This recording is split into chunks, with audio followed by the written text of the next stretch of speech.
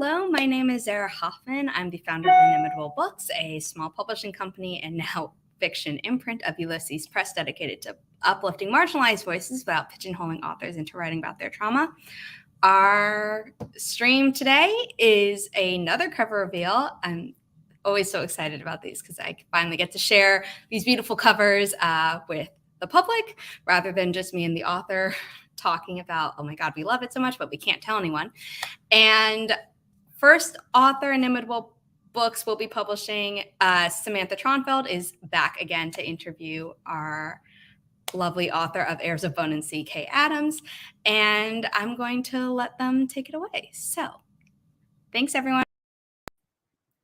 Hi, everyone. I'm Samantha Tronfeld, author of The Legionnaire, and I am so excited to be here with you today to celebrate Kay and her debut, Heirs of Bone and Sea.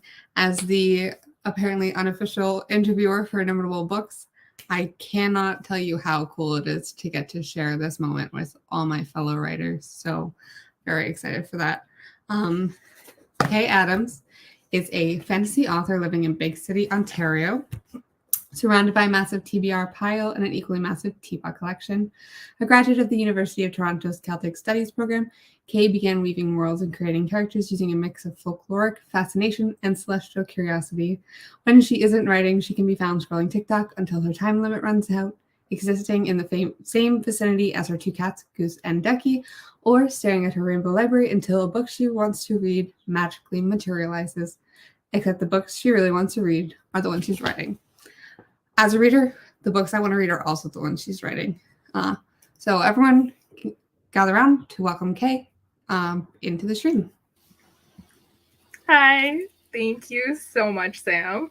I'm glad that you want to read the books that I'm writing as well. That's really lovely to hear. As Sam said, I am Kay Adams, fantasy author, cosmic dreamer, and teapot collector. I don't know if you can really see them behind me, but there's about 150 back here. Yeah, that's my other obsession besides writing. I do think you need to add alliteration enthusiast into your bio because you really hit a few of them.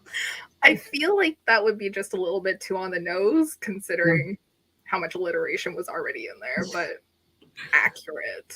Very accurate. Okay, so let's go ahead and pull up the beautiful cover to your debut book.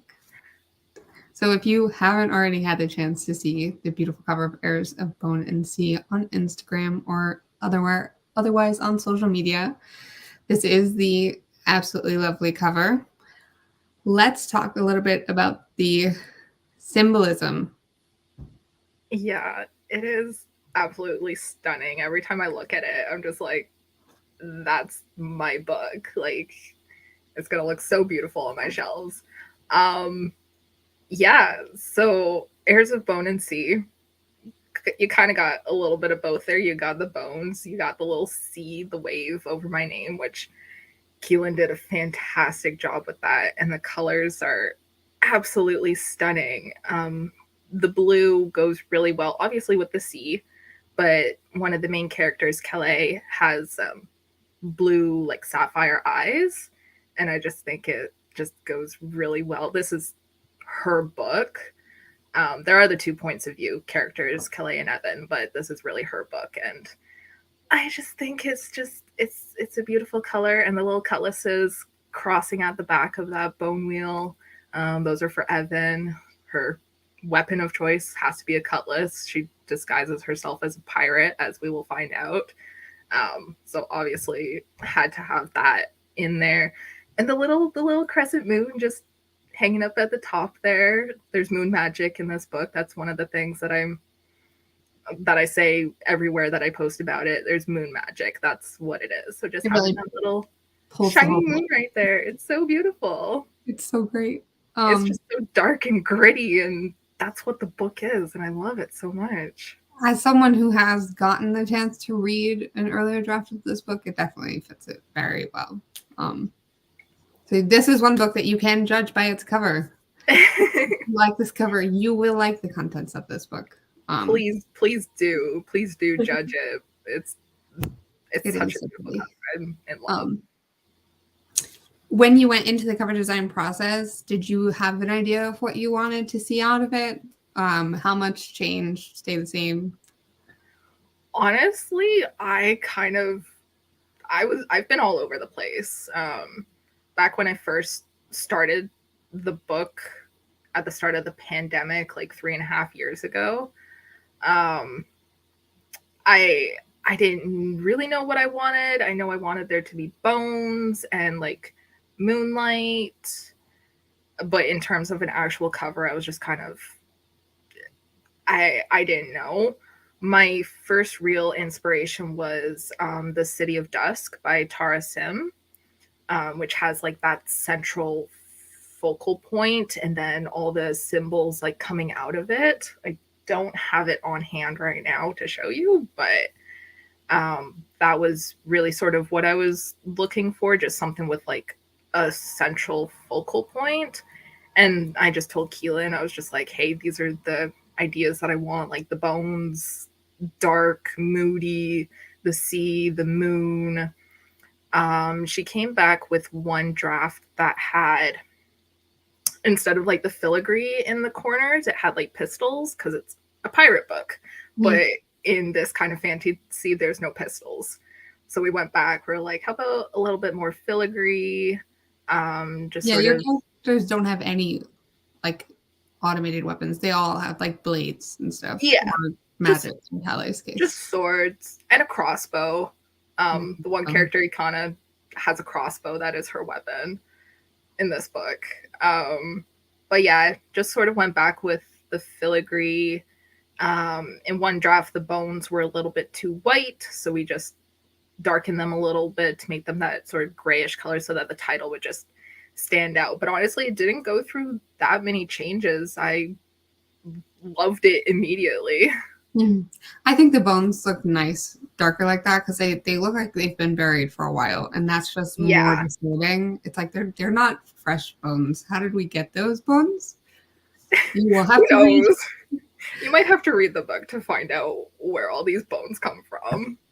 So, but yeah, yes, definitely agree with that, Kelly. we stand for women's wrongs. That's yes, what we do here. We definitely do. So for those of you who have not gotten to see the blurb, I'm going to read it for you really quick. Climb the tower, kill the princess. Evan, princess, no, queen of Vodored, is on a revenge mission.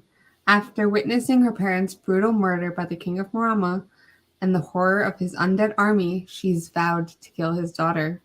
It'll be poetic justice and also take away his supernatural edge in a war.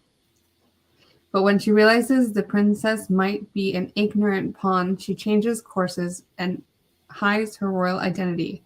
After all, she can't trust an enemy, no matter how beautiful she is. Stay alive, break the curse. Princess Calais of Morama is moon-blessed, allowing her to resurrect her kingdom's loyal subjects. But when she's attacked in her safe lighthouse by a fiery pirate, her worldview is shattered when she learns what her power is really being used for. Determined to prove her innocence and willingness to stop her father, she has no choice but to trust her would-be killer to safely deliver her to the Vodardian princess. But who can she trust in when it seems Captain Ivan is not the only one who wants her dead? Dun, dun, dun. It's so exciting. So if you're into enemies, lovers, knife to the throat vibes, this is the book for you. Let's jump into some questions. And if you have any questions in the audience, feel free to add them. Let's talk about the spark for the story. What was the original seed of Heirs? So it's kind of a weird and funny story. I know it'll make sense in a minute, but just bear with me until I get there.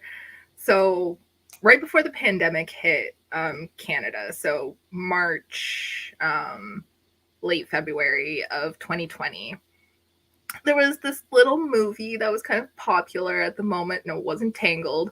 It was Midsummer, the psychological horror with Florence Pugh. And I decided, yeah, let's terrify myself. Let's watch that. I'm never doing that again. It creeped me out so much. So I had to go de-stress with my favorite movie, which is Tangled. That just calms me down so much. I love that story. So I'm watching Tangled, just de-stressing, and I'm like, why haven't I written a Rapunzel retelling? I had another author friend who had also written a Rapunzel retelling, and I'm like, this is a good story. I like it. It's cute. Let's see what I can do. And I'm like, how do I make it different? And at the time, I was also reading Gideon the Ninth. So that's sort of where the necromancers came from. I just suddenly had this idea of Rapunzel with necromancers. That was the single note that I wrote in my notebook. I circled it a billion times, and I'm like, this is it. This is it. Instead of like healing through the sun's power like Rapunzel does in Tangled, she gets her power from the moon, and it's necromancy, raising the dead. Just taking it sort of to that next level. She does also have healing powers, just because, like, you can't just have necromancy. I mean, you could, but she has, like, a little bit of healing powers, but the necromancy is really where it started. And she gets her power from the moon. That is why her hair is white. It's long like Rapunzel's, but it's white, has never been cut. And that's just sort of where Calais came from. That was how she was born. She's like that meme that necromancers are just doctors that got there a little bit too late. Yeah, pretty much. What was your favorite part of the drafting process for Heirs? For those of you in the audience who don't know, Kay is a pantser, so she kind of jumped into her drafts with very little, which is an odd thing. I didn't know anything. I just sort of started. So the whole drafting process to me is exciting. I do love drafting more than anything because I get to watch the story unfold as it's unfolding. I don't know what's going to happen next. My characters don't know what's going to happen next. There could be a mountain in their way. And maybe that happens in the book. I don't know. You'll have to read it and find out. So that to me is just exciting, just discovering it as I go. Just because I don't really want to know what's happening. I like being surprised by myself because sometimes I'll find a little bit of foreshadowing that I didn't intend to happen. And then the pieces fall into place so perfectly. And I'm like, I'm a genius. I'm not actually, but she is. She's being thank you. But like just the pantser side of me is just really happy when those things happen. Okay. So does that affect like your editing process? Yeah, because then I have to go and completely rewrite it. That usually happens for me is that I write the first draft, just whatever comes out, and then I go back. I use Scrivener, so sometimes I'll have like the split screen, and the bare bones are what I sort of take over into the next draft. So it's usually a complete rewrite, just keeping sort of the progress of the characters going from like point A to B to C to the end of the book. Bare bones. Yeah. Nothing if not on theme. If I can add as many bone and C puns in this interview as I can, I will. I will. No, that didn't work very well. But yeah, so everything sort of changed from draft one. I just kept like the characters for the most part.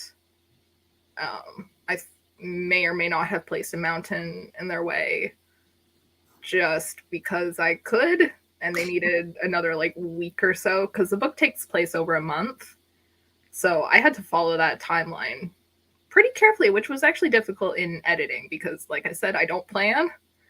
So I had to go back through the chapters in reverse I mean, to your make sure month it has actually 60 lined up. days. It's fine. The month has 60 days now. It's fine. It's fantasy. Who knows? Like, I don't. Do you have a favorite line from Heirs? Which must be very difficult because your writing is so beautiful. So, like, I know I couldn't choose a favorite line, so I'm asking you a really mean question.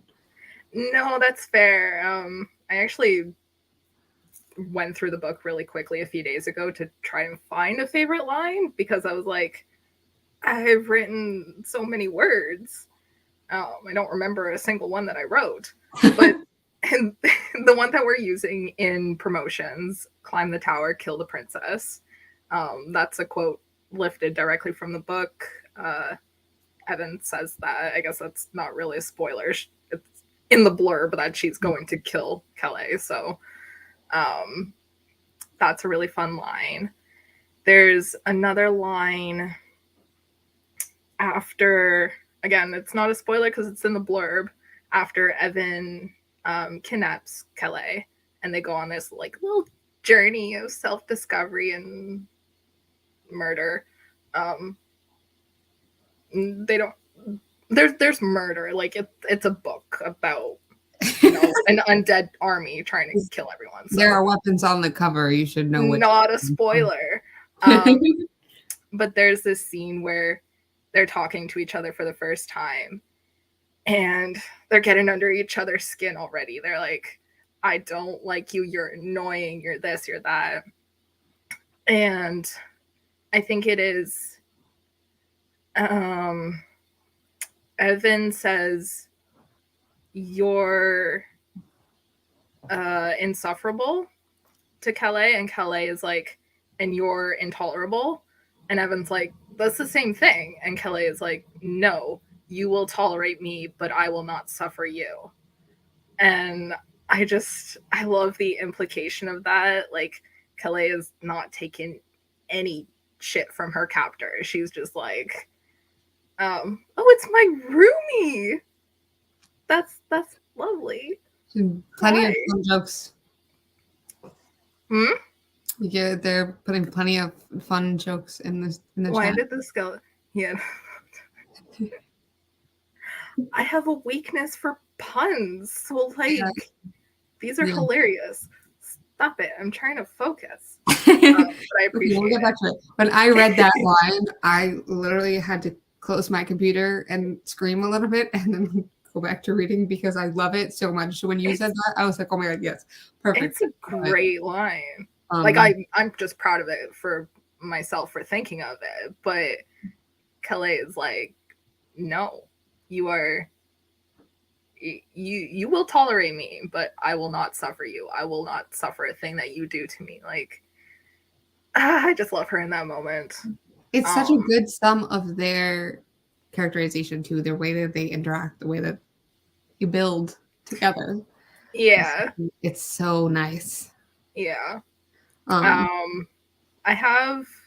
There's two other ones. I actually used them in my main promo this morning on Instagram.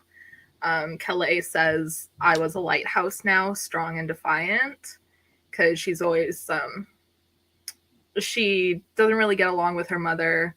Her mother is like a storm that she has to weather, and her tower is her lighthouse. That's where the Rapunzel Tangled sort of inspiration comes from as well. So she's like, I will stand strong against these storms that come after me. And then at one point, Evan just says, I was destined for the water. And in that moment, it is no spoilers, but it doesn't mean what it sounds like it means, because Evan just wants to sail. She just wants to be out on the ocean. She doesn't want to be trapped in her kingdom. So that is also what it means. But in the scene, it takes on a little bit of a different meaning, and it's just, it's lovely. So Do you have a favorite side character? So, like, I'm just gonna torture you with those first few questions, get it out of the way really quick. That's fair. I want to say Aleki is one of my favorite side characters. He's Evan's younger brother. He's just he's a bean. I do love him. If you've read the book, you don't get to say anything about him, but he's so sweet. He's kind to Kelly when she's sort of captive on the boat, and he has that whole brooding, like dark-haired, disheveled kind of vibe going on. But also kind of a sentimental vibe. Yeah, he's we Rapunzel. Sorry, I just saw the comments. But yeah, Alekia's, and so his name is. I do want to talk about his name for a second Yeah, go for it. I love naming characters. So Aleki and Evan, their last name is Lockes, Lockes, and I really love the name like Alexander. Any form of Alexander, I am obsessed with. So Alexandra, Alexandria, Alex, Alexis, any of these names. So I thought, why not put it in my book, Alec? But then I'm like, wait a second, how do I make it a little bit more fantasy? And there's that meme, you just add a Y into a name and fantasy. And suddenly his name was Aleki, and it just worked perfectly that his nickname was going to be Key Lockes. Yeah. And I love it. It is great. His name another side character unimportant is just like, oh, that's cute. Like, snarky, but he's like, that's cute. But yeah, Aleki. Also, Ikana. I love her. She's the weapons master, navigator. I love her. She's so stoic and like bold and doesn't take crap from anyone. She uses her crossbow. Like we just love her. Well, she says you're gonna read a line that I absolutely love from her. It's like one of the first things she says, and it's so Ikana. Like, love her. But yeah, her name doesn't mean anything, by the way. It just was letters that I mashed together. Okay. So I don't know how much you want to go into this as far as which characters start out villainous and then become villainous later, but kind of what went into creating your villain / the conflict in this story. So it was mostly inspired by Tangled. So as we all know, I hope we all know, I don't know how many people haven't seen the movie. But in Tangled, in Tangled, it is Mother Gothel who is the villain, who doesn't really seem like a villain at first. I mean, you know that she's going to be the villain if you know anything about storytelling, but she seems like she cares for Rapunzel. She takes care of her. She just wants her to be safe in her tower, locked away.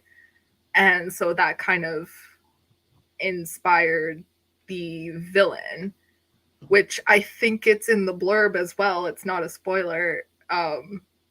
It's the King of Marama, the chief. He has this war that he is waging on the mainland, and Kelly knows nothing about it. So it's like, hey, wait a second. This is actually my father. What is going on here? What's happening? I thought he was a good guy. So it's kind of right off the bat that you know that he's kind of not a great guy. You should at least feel like he's a little sketchy.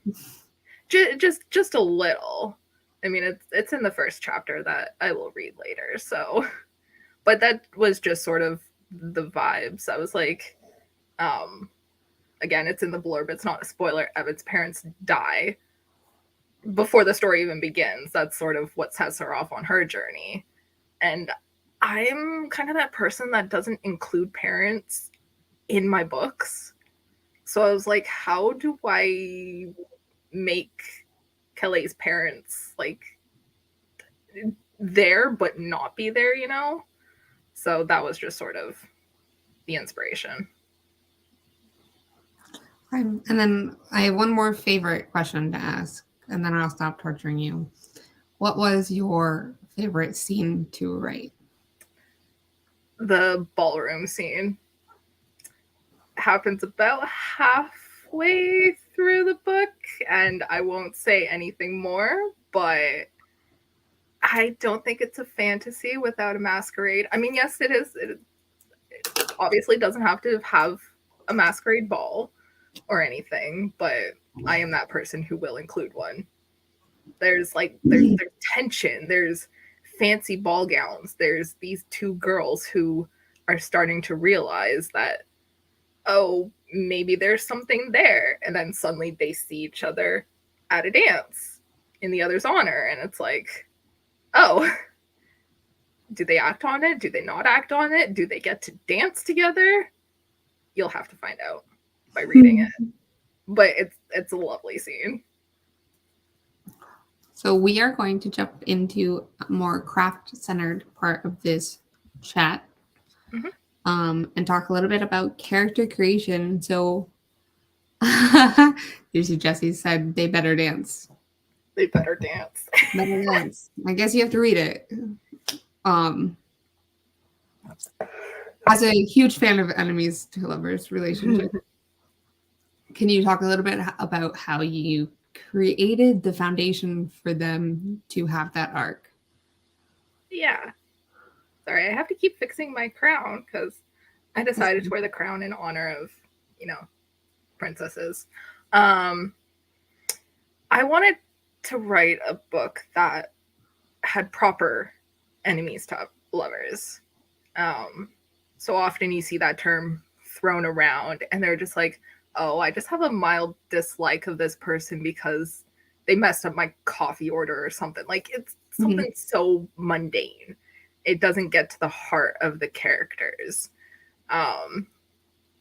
Chin-up princess. What is that from? I don't know what that's from. But yeah.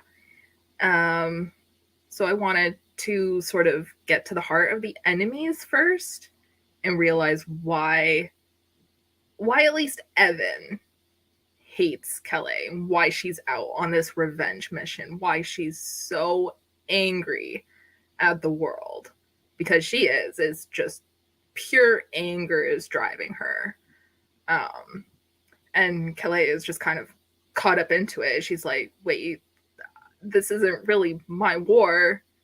Why do you hate me? But also, I'm gonna hate you because, like, you're trying to kill me. There's no excuse for that. My great first impression.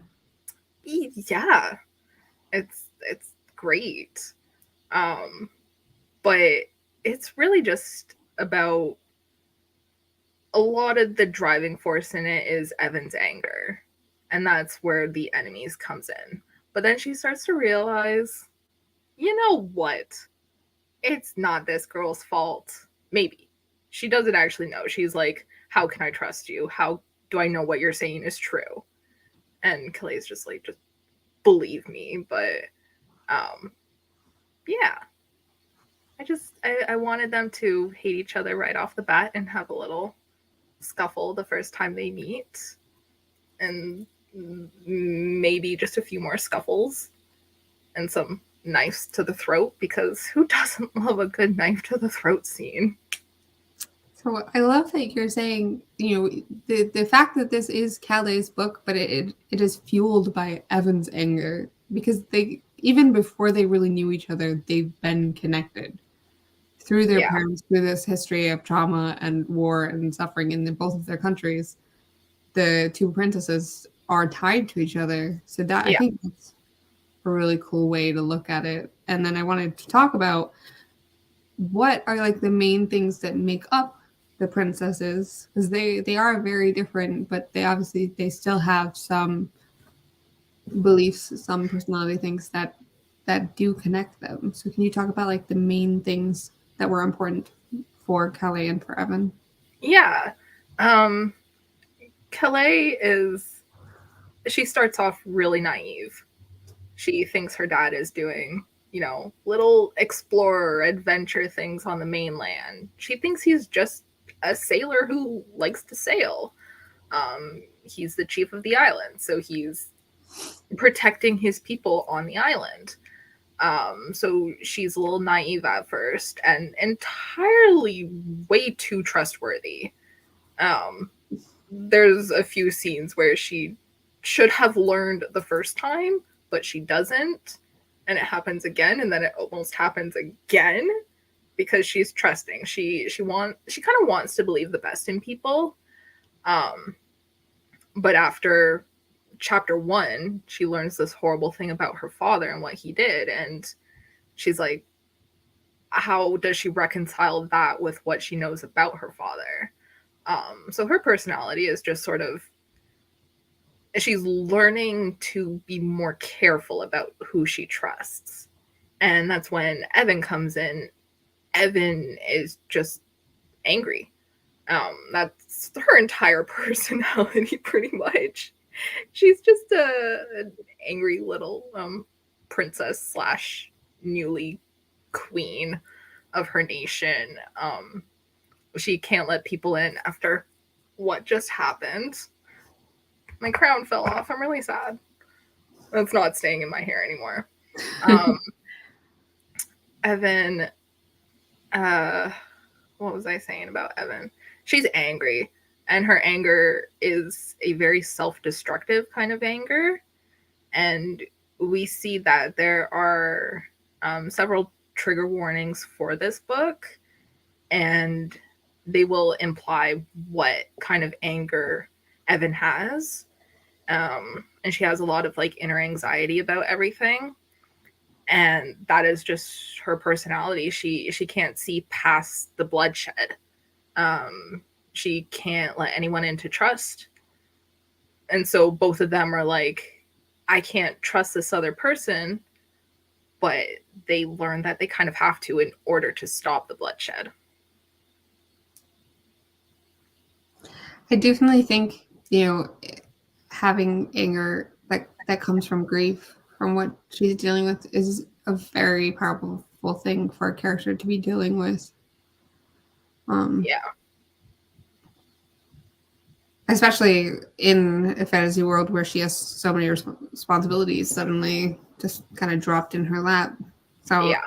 I think that's a fun thing to play with in fantasy. Yeah. How did you decide on the girls' physical appearances? Calais was pretty easy because she's Rapunzel, but with the moon magic. So the moon turns her hair white instead of that beautiful golden color. It's still very long because it's never been cut. And I knew that I wanted to do like an island inspiration. I've actually been learning Hawaiian on Duolingo for a while. And so I kind of wanted to tie that in, but obviously I am not Hawaiian. I'm as pasty white as they come. And I didn't want to appropriate anything. So I'm not writing from an islander's perspective. This is just a fantasy story, and she just happens to live on this crescent-shaped island. And so she has the darker skin. I kind of describe it as like Rapunzel meets Moana. So she has that like Moana vibes. She wants to go sail, but her parents won't let her leave the island. So that's also her personality. But her physical description is just she's a little white-haired little bean, and I love her. Evan kind of came, I don't know why, but to me, all girl pirates should have red hair. That's just where my mind goes. Red hair is the greatest. So I figured what, like, red hair, I guess she could be pale, sort of going with like an Irish sort of inspiration with her. So she has red hair. It's like short, but it's like super curly, a little bit unruly. She doesn't take care of it because She's a why pirate. would she? She has too much else on her mind. She's not going to care about her hair. And Calais has the blue eyes. I know it's kind of a cliche to have a supernatural sort of character have like different colored hair and different colored eyes than what you would expect, but it's fantasy. Leave me alone. Those things happen for a reason. Exactly. So she has eyes that are described as sapphires, as the ocean. Meanwhile, Evan has golden eyes. They're described as the sun. So, little bit of a side note, my little tattoo here is like little hands holding the sun and the moon, inspired by my book because Calais is the moon, Evan is the sun. They often describe each other as those, just because of their eyes, which are very pretty. So, yeah, Evan's my little redhead golden girl. I love her. She is fiery, and you can definitely see that. Fiery. Yeah. Did you put anything from yourself into these characters? Like, can you pick any pieces that definitely like came from you? Not so much for Calais. She's lonely. I feel a little lonely sometimes. She's trapped on an island. I am not trapped on an island. I'm trapped in a basement. A little bit different. Again, not what it sounds like. No, definitely. But Evan has a lot more of me. So she has the anxiety. She has dermatillomania, which is a skin picking. I wanted to put a little bit of myself into her. She has that sense of sort of not belonging. Imposter syndrome, which, as an author, we kind of all face quite a lot. But Evan is just me on a much deeper level. But on the surface, no. Like, you mean on the surface, you're not a pirate queen? I wish. Me too. I'm not. It's in my bio. I'm a cosmic dreamer. That's it. I dream about the stars. I don't dream about the sea. The sea is scary. It is. I agree. There are sirens in this book, and they're terrifying. So, point made. That's actually a great segue into some of the world building for your story. What inspired some of the settings in your book? So, in terms of like the mainland, nothing really inspired it.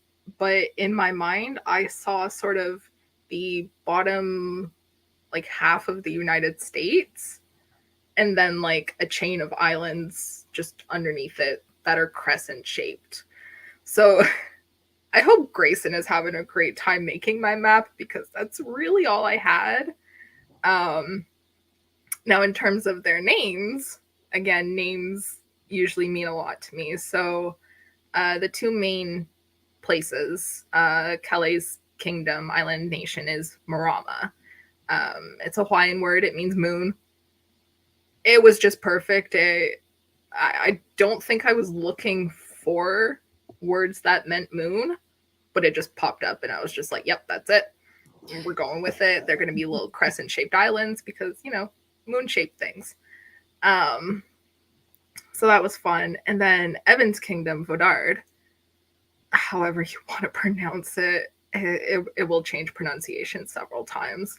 That was just a conglomeration of two different words.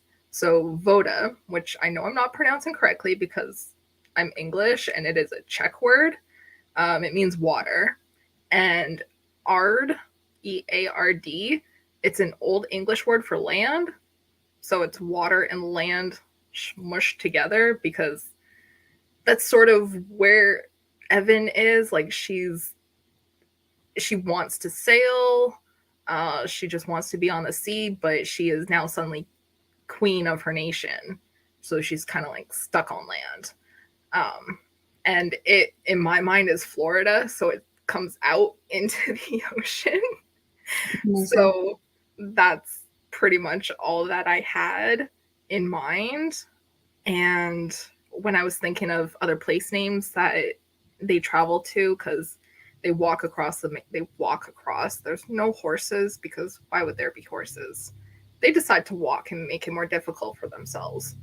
They walk across the mainland, and every little place that they go to is just a butcherization of US state names. So the first place they come to is called Lefori. That's California. So that starts on that side. The kingdom they get to in the middle of the mainland, which is where the ballroom scenes take place, is called Zesta, which is Xesta. That's just Texas. Backwards. That's, no, shuffled. Yeah, that's all it is. It's just Texas. So not really much inspiration there. But that was really it. And I just knew that there had to be a mountain range at some point. Not saying that I just put a mountain in their way just for fun, but also maybe. And then there's a siren lagoon, because Zesta now has an extra. It's just Texas. Everything is bigger in Zesta. There's a siren lagoon because, had to add some fantasy creatures. So they were the sirens. No one goes to the siren lagoon. In my mind, it was the Bermuda Triangle, which is on the opposite side, I think. But no one goes there because they will sink their boats, probably. But that was just kind of it. Yeah, nothing too fancy. Just Marama and Vodard had proper meanings. So you have these two important kingdoms because you have two princesses, Marama and Vodard. How did you differentiate them, like in your head or in your story? So I guess it's in my head. It's really easy to distinguish, an island from the mainland, but maybe not. So Marama, the island, has island things. So there's a volcano in the middle of the island, beautiful beaches, the banana trees and the coconut trees is just like a colorful burst of life, which is kind of funny considering Calais just raises all the dead things there, the dead people. But it's an island, so it's beautiful. They don't really get storms, just where they are. There's the rain every so often, like summer rains. It's a drizzle. It's a beautiful, beautiful place, and Calais just kind of wants to escape. And then Vodard, I just decided it's gonna be hard. We don't see it too much in the book, I don't think, but it is black cliffs and raging oceans and just stone everywhere. There's hardly any colorful life. There's no plants. It's just hard, and the people there are hard. Just black rocks and a black beach. And it's a fishing village essentially, so it smells like fish. Not like a coconut or a banana. It smells like rain. But it's also because there's the mountains to one side of them, so the mountains just sort of make everything a little bit harder. It's raining there almost constantly. So in my mind, it was just very easy to differentiate them. One is just, it's an island, it's really pretty. And then the other one is just, no, this is not a vacation place. You want to be. No, but that's where they gotta be. We already talked about real world settings that inspired the locations. Were there any real world inspirations for Vodard, or just the Hawaiian influence from Marama? I think just the Hawaiian influence from Marama. Vidard was just, I just wanted it to look like Florida, like coming out into the ocean. But there was another real world influence on a location. And all I'm going to say is that it's Disney World. That's it. That's all I'm saying. So if you know, you know. And if you don't, you can ask me when the book comes out on March 5th. Read it. Yeah, read it. Pre-order. Okay. So you said Grayson is still working on your map? Yes. And you kind of talked about how it's like the bottom half of the United States, but adding the islands. Yeah. Was there anything else that was important or that you've asked for on your map? Just the mountain range, and then it's just kind of up to interpretation. I'm really bad with like picturing geography in my mind, so I'm just like, you know what, just add what you want if it makes sense. And then there's the Siren Lagoon, so there may or may not be a siren popping up out of the ocean, but I'm hoping for book 2 that there might be a little bit more. I'm not going to say anything else about that. Okay, so then we talked at the beginning about how you're a pantser, so your editing is very intense, at least for the first few drafts. Were there any things that you had to cut that were like heart-wrenching to take out of Heirs, but just you needed to for the story?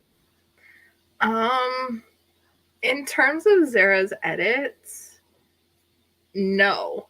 Surprisingly, we kept pretty much everything that I sent initially, but between that like first draft and then whatever draft I submitted, I honestly cannot remember because my brain is awful at remembering things. I have like a goldfish memory, so it's like 3 seconds long, I think. But I do remember that there were 2 characters on Evan's crew who were there throughout the entire first draft, but I just sort of reworked them both into Talon and Ikana. So originally there was the 6 of them, I think, and then I just made it the 4, and they just sort of absorbed their personalities as well, because I couldn't deal with that many people who weren't really contributing to the plot. In one of the first drafts also there was a resurrection scene. So Kelly does her resurrections every month on the full moon. And I originally had that be the start of it, and that the assassins were coming to assassinate her during a resurrection. But that just sort of went away. That didn't happen. So there's no resurrections in the book. But that's sort of a big thing about her. I also flip-flopped about having like given her a friend on the island. Friend / like maid, like handmaiden, because she's a princess.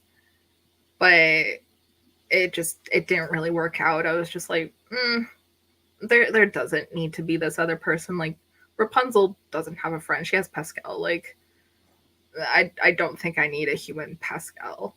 Does Calais have a Pascal? No.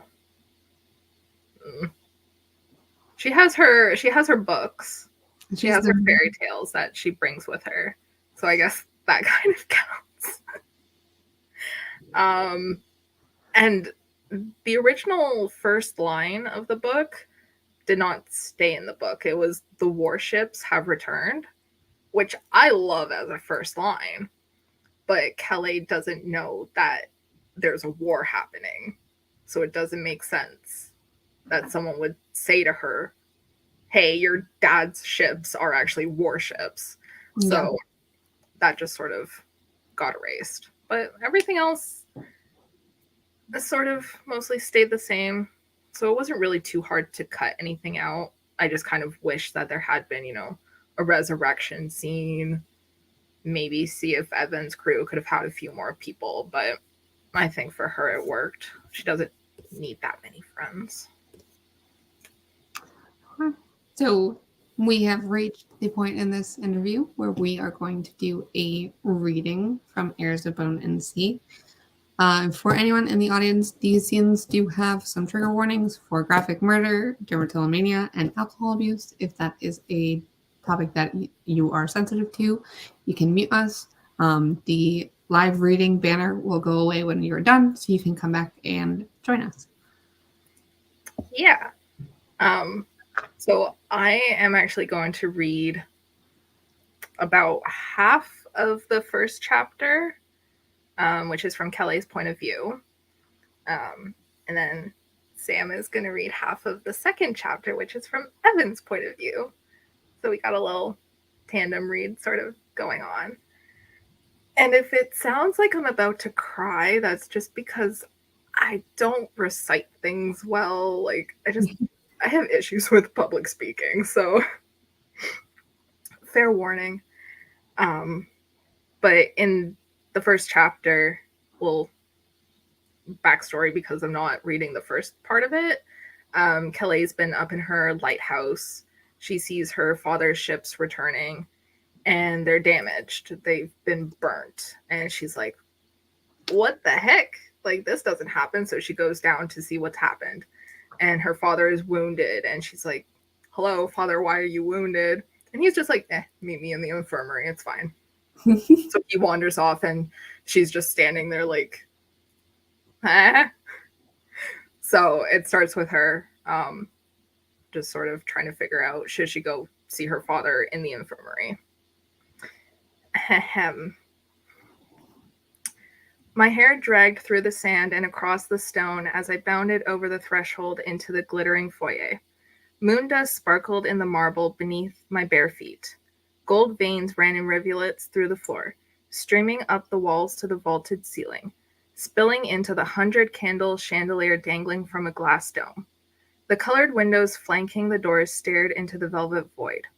Few servants lingered in the corridors, but guards wandered by on their nightly rounds, smartly silent as they passed, merely nodding their heads in my direction. I hurried to the infirmary wing, my feet a whisper on the cool marble, silencing my approach. Father's voice rumbled through a crack in the door. Mother's soft answer was too low for me to hear. I crept towards the door, back pressed against the wall, tucking my hair behind my ear and leaning forward until their murmurs formed words. The Vodard princess said she would take me to the other half, father said, his excited grumble rattling my bones. I held my breath, trying to recall where I had read that name before. Its mystery eluded me. I was so close. If I leave now, I can be back in Vodard by morning, and the girl can take me to it. I can have the other half of that moonstone in my hand in less than 3 days. Plenty of time to prepare for the blood moon next month. A shudder crackled down my spine.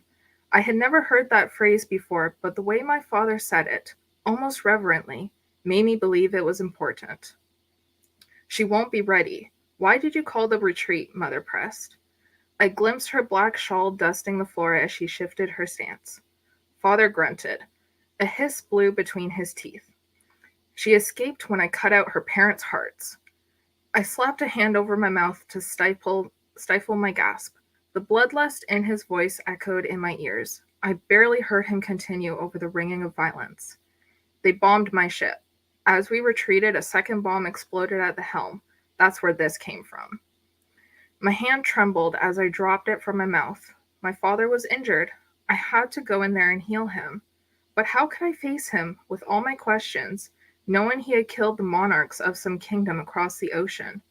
That didn't sound like my father, and the lack of remorse in his voice terrified me. I had never heard him sound so callous before. He was kind and caring, a true chief. He always did what was best for our people. How was killing foreign monarchs the best thing for our people?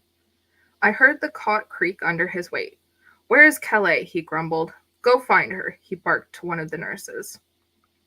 Scrambling away from the door, I palmed the fear from my eyes, clenching my teeth to hide the tremor in my bottom lip as a young nurse pushed the door open. Oh, princess, she exclaimed.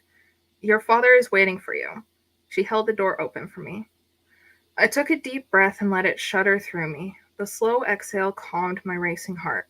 I'm here, Father, I said, ignoring the way my mother's calculating gaze tracked my movements across the infirmary. If I didn't meet her eyes, she wouldn't be able to see the storm behind mine.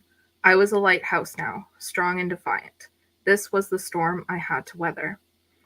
Father's eyes lit up when I stopped in front of him, pride pulling his pained face into a grimace of a smile. A stream of blood dripped off the bed, a pool of rubies in the harsh white light of the infirmary. He reached out to cut my cheek again, fingers still wet.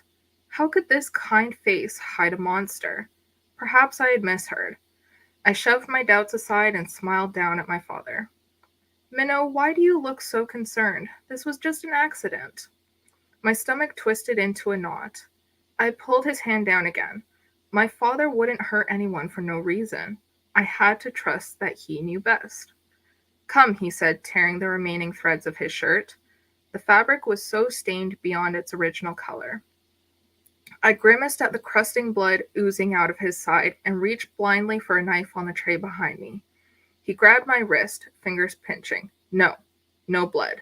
But no blood, he said firmly, the force of his tone causing him to cough. He drew his hand back, hacking into the crook of his elbow. Red speckled his lips.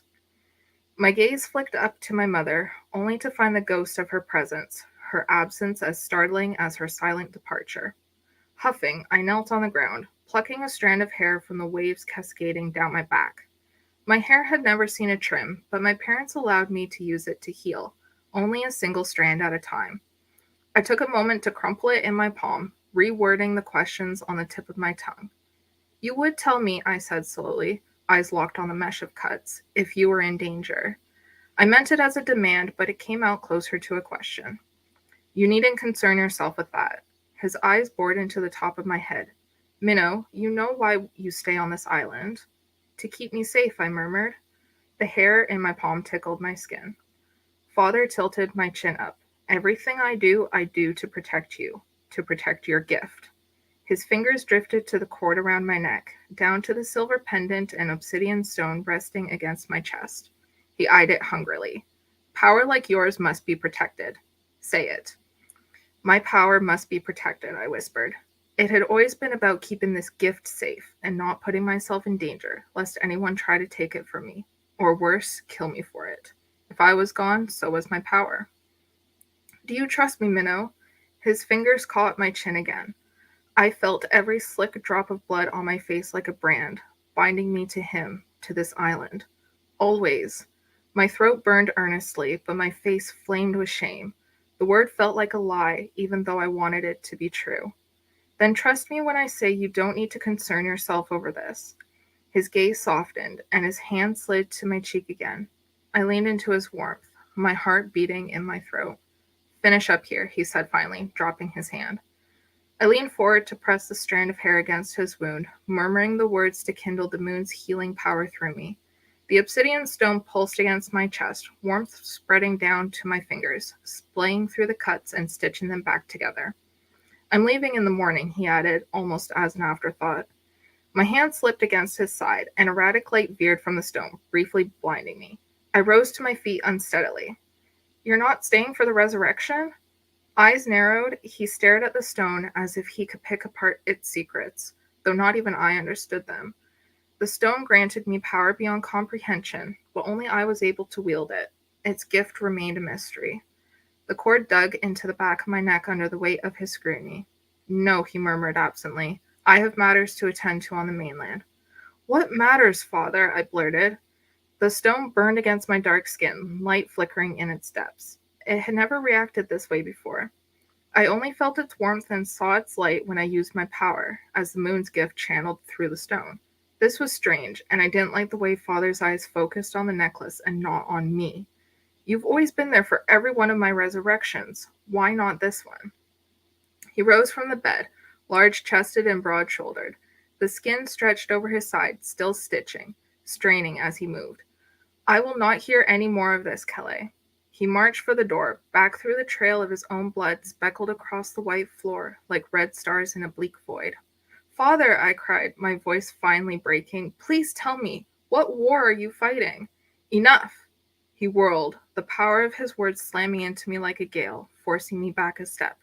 After a moment, when I was sure I would burst into tears if he didn't say any more, his shoulders sagged. Minnow, I don't know what rumors found their way to you in my absence, but you shouldn't listen to them. Whatever happens on the mainland will never hurt you here. My parents told me assassins from the mainland had tried to kill me when I was a child, to steal my power for themselves, but no one else could channel the moon's magic. They kept me locked on this island like it was my personal prison, and I learned to love it even though my heart yearned for the horizon. But there had come a time, several years ago, during my first resurrection, when I had learned that danger lurked much closer to home. It wasn't some faceless being on the mainland unable to reach me. It was Death himself, snapping at my heels every time I dived into the depths to retrieve lost souls. I crossed into his realm, uninvited, too many times. I had always known it was a matter of time before he came knocking. Renewed fear spiked through me now. I wasn't worried about myself anymore. Father was keeping secrets from me, inciting dangerous affairs on the mainland. If there truly was a war, and I was starting to believe there was, who would keep him safe? He sighed and opened his arms. I fled into his embrace. The tang of ash and blood clung to him, tickling my nose as he pressed a kiss to the top of my head. I'll be back in 3 days' time, Minnow. Keep a weather eye on the horizon for me. I will, I murmured as he strode from the infirmary, swallowing the lie. 3 days might be enough for my father, but I needed answers now. When he was gone, I raced to confront the one person who might have them. End scene. Chapter 2. Cold tears pressed at the corner of my eyes. From the wind, I told myself, as I stared into the red sun until my eyes burned. Everything it touched blazed in orange fire, the white caps on the waves, the anger churning in my veins, and the curls of amber hair tumbling into my face. Light sparkled on the sea as we cut through the water, but the sky and the world we had left behind were dark. Death lay behind me. Death lay before me. There was nothing left for me back there. My quarry lay ahead, tangled somewhere at the front of the retreating armada, a burnt hull, a charred figurehead, a crisped pennant. My fingers, bloody from obsessively chewing them for hours, dug grooves into the splintered railing. If only the enemy captain had been standing closer to the explosion. My queen, my first mate's voice startled me, sounding much closer than I expected. A nail cracked as I jerked away from the railing. He stood straight back, his posture rigid from years at court. A cough built up in my throat, breaking up the dust that had settled there since we set sail hours ago. I hadn't spoken a word in those hours, in part due to my stomach churning in knots like the wind churned the waves, but mostly due to the grief that weighed on my shoulders like the crown I was set to inherit too soon and too unexpectedly. Black seas. Now is not the time for formalities, Talon, I muttered, sticking my finger in my mouth to bite off the piece of chipped nail and spit it over the side of the ship. As long as I had known him, he had never said a word about the crusty blood on my fingertips or the constant scabs on my bottom lip. Nothing I did could stop the urge to bite my skin, not even when I had tried dipping my fingers in fish oil. He was the only person who seemed to understand what I couldn't even explain to myself. He waited patiently until I dropped my hand, my finger covered in saliva, unsatisfied. Evan, you're allowed to mourn. Now is not the time for that, I grumbled, turning back to the sea. Everything was a hazy, salty, angry blur. Anytime something wet landed on my face, I blamed the spray of the ocean because it was easier to blame something I could see than the roiling emotions in my heart. And when I found myself at the prow, leaning into the unknown as if that could bring me closer to the Marama warships we pursued, chest tight and stomach tense, all the words I wanted to scream into the sky died in my throat instead. I was too young to inherit my father's crown. Tradition declared that monarchs could not take the throne until their 18th birthday. It was only age that mattered to my people. I wasn't there yet. But that didn't lessen the burden of knowing I'd be crowned all the same.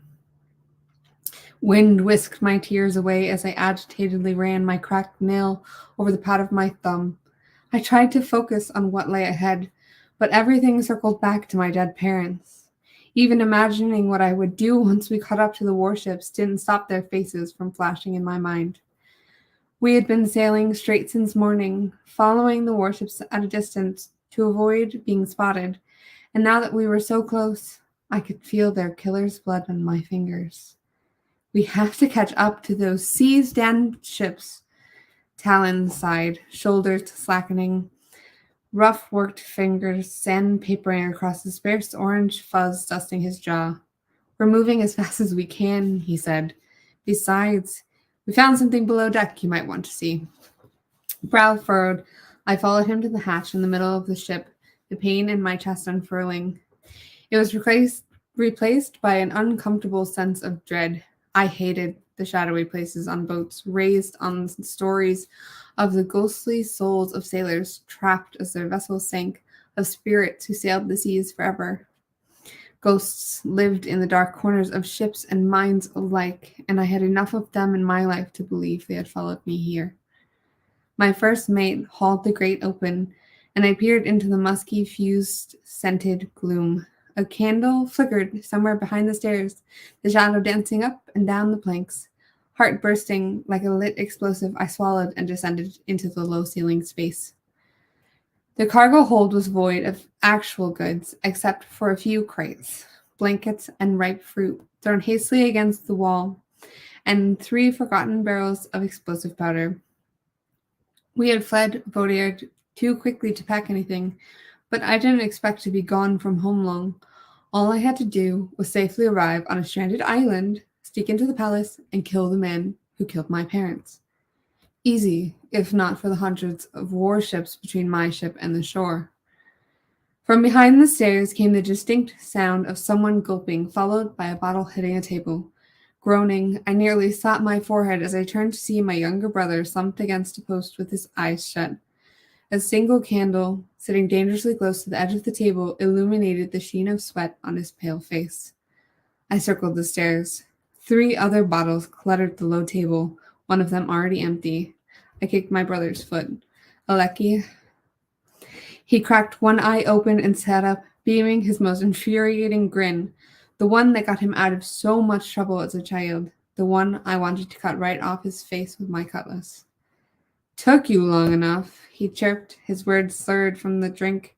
He blinked one eye at a time, staring into the mouth of his bottle. I think.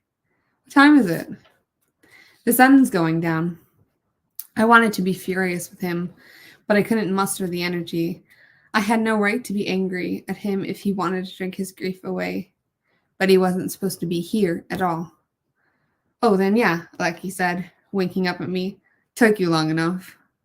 He tipped his head back and downed the rest of his drink, wiping the back of his sleeve across his mouth. I wrapped my arms around myself, turning my face into a frown as fear cut through me like a knife. How was I supposed to focus on killing someone who deserved my wrath when I had to worry about his safety as well? Even if I wasn't really mad, I could at least look like it. You know I don't like, I waved a hand at our surroundings. The light from his meager candle didn't reach the corners. It played tricks if I stared too long. Their ghosts aren't down here, he snapped, suddenly serious, eyes narrowing at me. My breath stuck behind my teeth. Numbly, I watched him reach for another bottle and fumble with the cap. I would have seen them, he growled. Fat tears dripped down his cheeks. I would have. His hand slipped, and he threw the bottle down, choking on a sob. Without a word, I caught the bottle and twisted the lid off. My hands shook as I set it on the table for him. He hadn't seen them, their faces frozen in fear. I prayed he never saw their ghosts. I would rather him drink himself into a stupor than live with the images that flashed through my mind. If I couldn't protect him out here, at least I could protect him from that. Come up when you're ready, I whispered to the dark. The shadows danced up the walls in answer. Aleki didn't look up, shoulders shuddering. Weary down to my bones, I swiped the last bottle and trudged up the stairs, twisting the cap off. Talon raised an eyebrow at me as I tilted the drink to my lips. What? I mumbled around the rim. Nothing, he said innocently, jewel glittering in his ear as the last rays of day speared across the sky. Silver specks painted the velvet void behind us. I lowered the bottle without having drunk the drop, my fingers tight on its neck. If you have something to say, say it. You're not one to drink, Evan, he said, drawing out each word. The disapproval lacing his voice grated against my fraying nerves. Maybe I should start. I waved my prize in his face, sloshing alcohol over my hand. And might I ask why you let him get 2 in before saying anything to me? Sees, he shouldn't even be here. You're deflecting. I scowled. Don't presume to know what's going on in here. I tapped my head with the mouth of the bottle and took a genuine swig. It burned on the way down, and I screwed my face into a grimace. He crossed his arms over his broad chest. I know you better than you think, Your Majesty. The title scraped against the inside of my skull like a knife's edge. It felt less like an honor and more like a brand. Don't call me that, I mumbled, staring at the murky liquid in the bottle. It smelled awful and tasted worse, but maybe Aleki had the right idea. Forgetting was easier with something to aid it. Then what do you want me to call you? There was a challenge in his voice, one I didn't hear too often. My voice of reason rearing his head. My eyes narrowed. Captain, I suggested. Something that doesn't remind me of them. I took another swig. It buzzed in my veins, but stress continued to pound behind my left eye. We're all upset, Ev. His voice softened. You didn't see Akana and me ruining ourselves because of it. My gaze whipped around him to look towards the helm. The woman in question shook her blunt blonde bob out of her face. Don't drink and sail, she said sagely. Don't drink and sail. Don't drink and sail, guys. No. Wise words from a very wise woman. That came from my brain. Thank you. That was beautiful. If you guys enjoyed that sneak peek of Heirs of Bone and Sea, it is available for pre-order now. And if you do pre-order, you make sure that you register it at the link above our heads, and you will get 2 beautiful pieces of character art by Georgina. And I think that's it. Thank you for joining us today. So much. That was great. But yeah, pre-order. So yeah, make sure you pre-order this lovely book and register your pre-orders, and have a lovely day or night. Thank you. Good night.